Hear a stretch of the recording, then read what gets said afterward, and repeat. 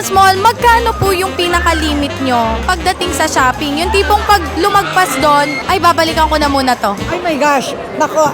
Oh my Dito ako excited, Ma'am Small. Nako.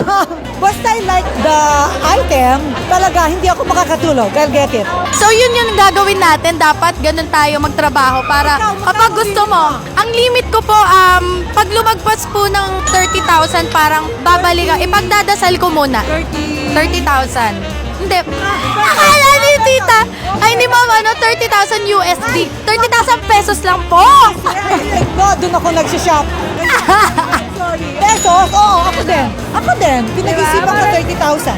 Ay nako, feeling ko ako, lalo na pag Shein, oh my gosh, ang daming nasa cart ko, guys. So, ayoko nang i-sabihin. Basta marami, kasi talagang nakakaano. 10,000. 10,000. Kasi madaling araw ako nagsha-shopping, kaya minsan hindi na ako nag-iisip ng maayos. Yung pinakamalaki na lang. Pinakamalaki ko na na-shop sa Shein app is 15,000. 15,000? Okay, ako rin ganyan ako mag-shopping sa 15,000! Tapos doon dumating, shit, umabot pala ng 15,000. Kasi COD, wala ako sa bahay, so nahuli ako ni Abby. Ako pagsweldo talaga, tapos parang sinasabi ko deserve. Di ba, pagsweldo. Siguro ang talagang pinaka-reach ko talaga ngayon, that's in this season of my life. Yeah. 10,000. Pag na-reach ko na yan, buy na talaga. Minsan nga 5,000 lang kasi pero pag hindi sweldo, 1,000 lang. Kunwari, pag pati, parang gusto ko itong bilhin pero mahal. Ay, wala akong limit. Hanggat kumikita ako ng pera, gagastos ako kasi deserve ko to eh. Ay, totoo! Oo, ganon. Saka lang maglilimit kapag wala nang pambili ng gatas tsaka diaper. Hanggat may pambili, go! Ay, pambili, go! Let's go! Kapag po ba nagsha-shopping kayo, nagpapaalam pa po kayo sa inyong husband? No. No. Pag pera niya, yes. Pero pag may money, no na. Walang paalam-paalam. Kasi wala akong respeto. Hindi na namin naman, ang husband ko is wala siyang pakialam sa finances ko naman. So, money ko is money ko. Money niya is money namin. Hindi na ako nagpapaalam.